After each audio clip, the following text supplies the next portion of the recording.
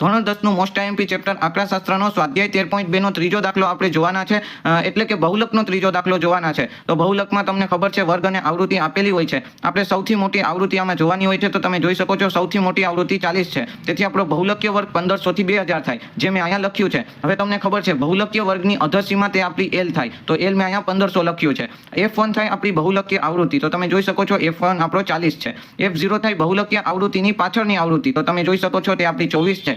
અને F2 થાય આપણા બહુલકીય આવૃત્તિની આગળની આવૃત્તિ, તો તમે જોઈ શકો છો તે અહીંયા 33 છે. અને H તો તમને ખબર જ છે વર્ગ લંબાઈ, મોટા વર્ગમાંથી નાનો વર્ગ બાદ કરો તો તમને વર્ગ લંબાઈ મળી જશે. હવે આપણું સૂત્ર છે Z બરાબર L plus F1 minus F0 upon 2F1 minus F0 minus F2 ગુણ્યા H. તો આમાં આપણે બધી જ કિંમત મૂકવાની છે. તમે જોઈ શકો છો L બરાબર 1500, F1 બરાબર 40, F0 બરાબર 24, ફરીથી F1 બરાબર 40, F0 બરાબર 24 અને F2 બરાબર 33 અને H બરાબર 500. તો અહીંયા 1500 એમના એમ પ્લસ 40 માઇનસ 24 16 થાય તમારા.